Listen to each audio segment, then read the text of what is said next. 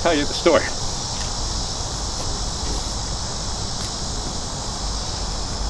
Thank you folks for coming here to Petersburg. I'm A.R. Woad, special artist with Harpers Weekly. It's been quite a few years since I've been here. A lot of this has changed. I've gained a few pounds, my beard is white, I wear these spectacles, and there's all this green here. There was no green here, it was all red mud. Trenches, 15, eventually 20 miles long. And the soldiers here, they lived in red clay. During the period that I was here, I sketched a number of different angles of the troops in the trenches, as well as the explosion of the mine and the bow of the crater. I was at First Bull Run and followed the Army of Appomattox, to Appomattox with nearly every battle of the Army of the Potomac for the 4 years of the battle. Now, when we were here, again, it was just a sea of mud. Because it was a stationary battle, I could do some of the more detailed sketches of the troops in the trenches, the mortars and the cannon fire.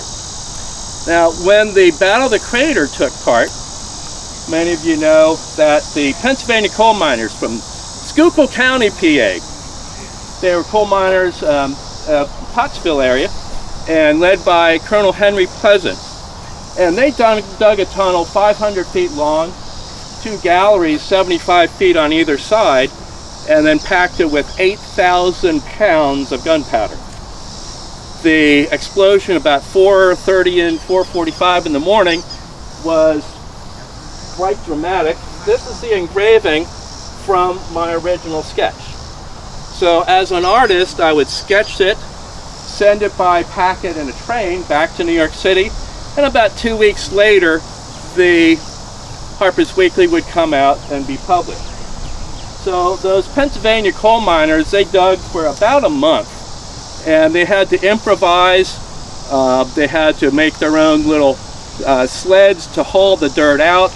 They dismantled a mill and an old bridge to use timbers for the tunneling. And when the explosion went off, I'm sure many of you know that the battle was really quite a fiasco.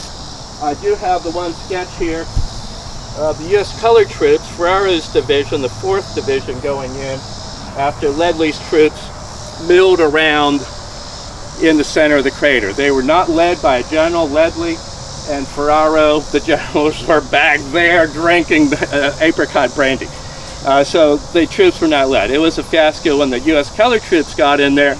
They, again, were not led properly. They milled in, and I won't go into the carnage that ensued, but it was a turkey shoot. And then, just a brief aside, those Pennsylvania coal miners, young lads from Schuylkill County, they talked about that they had the best beer back home in Pottsville, Pennsylvania. A few years ago, I did make a trip back up north. I did make a point to go to the Pottsville Brewery. Interesting place. It's built into the side of the mountain, and they actually use the coal mine tunnels down below the brewery to store the beer in the barrels. What ingenious. They have a funny name for that beer, Yingling, but it is good beer. Anyway, if you have questions about all of this, please feel free to ask. The sketches I brought along are they're old and battered. It's been 30 years now since I drew these. So they're tattered and torn. Basically, I try to put a representative sample of my work up here, chronological. One of the first regiments raised, and it's interesting because Burnside was in charge of the 9th Corps, in charge of the Ferraro and Ledley, who were doing the attack. His original regiment was the 1st Rhode Island. And I also sketched Burnside at the Battle of Bull Run. They were on Matthews Hill during an attack. But the first series of sketches, these are early in the war, the unfinished Capitol, Colonel Botsberg's funeral, Lincoln and General Winfield Scott reviewing the 1st Defenders, who was 4 or 5 regiments of Pennsylvania troops and New York troops, the famous 14th Brooklyn, I think. The middle row here is Battle of Antietam. So I was there throughout the whole day, sketched, this is the burning of Muma's farm, which would be on the west side near the famous cornfield, 14th Brooklyn, and then this is a sketch of the surgeons working. It was a horrible day, lots of casualties. The sketch shows the surgeons are amputating a man's leg. You can see the bone, and then loading another one. Interesting, when Harper's Weekly published this, they changed my sketch when they engraved it, that the soldier on the operating table is turned around 180 degrees. They didn't want to show you, the American public, the man's leg cut off. They turned the body around so they saw the soldiers literally operating on the man's chest, which, as you know, I mean, a chest wound, a belly wound was fatal in the Civil War. But that's one of the things. The bottom three are all Gettysburg. Stevens Knoll on July the 2nd is between East Cemetery Hill and Culp's Hill. This is the wheat field, and then Pickett's Charge. I was down there right at the stone wall at the copse of trees. This photograph of me, by the way, in my youth, was taken on July the 6th, sitting on a rock at Devil's Den by Timothy O'Sullivan.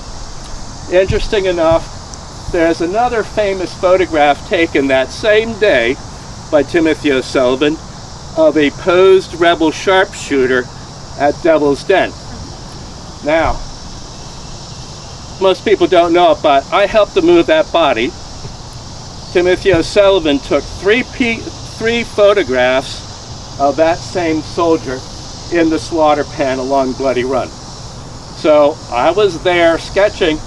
Whoa, come over here, let's move this soldier, he doesn't mind, let's move him here, take a photograph, move him here, took a photograph. So when I get back to Gettysburg, I usually go and sit on the rock there where I was. A few other sketches on this side, and then I'll say a little bit more about the whole printing process. General Custer, I sketched him 5 or 6 times over the length of the war. Typical camp scene, lineup pursuit, some contrabands, runaway slaves. Some soldiers, again, these are the 2 from Petersburg. My good friend G.K. Warren, I sketched him at Little Round Top on July the 2nd, and he was also, of course, here, as well as got basically cashiered from his role in command at the Battle of Five Forks. After the war, General Warren asked me to come to testify on his behalf at the Court of Inquiry that the War Department had. And then finally, a couple other scenes. Sutler's Hall. The sutlers, of course, were the supplies of the incidentals above and beyond the normal rations. And this is Sutler's Hall, men sitting around smoking and drinking. And finally, a little vignette entitled, "Here's a Toast or a Health to the Next Man Who Dies." Before every battle, of course, the soldiers knew there might be a vacancy at the next seat, at the next battle. So a little bit about what I've done. The whole process about printing, of course, was to get you, the American people, to see what war was like. So there is about 30 of us as far as active artists in the field, not to mention just the regular reporters, and between the 5 illustrated newspapers. I work for Harpers Weekly, Frank Leslie's Illustrated News, New York Illustrated News, Southern Illustrated News, and the London Illustrated News. Winslow Homer, famous artist, also worked with me in the Peninsula Campaign, and then was here at Petersburg, went on to become a relatively famous artist, painter.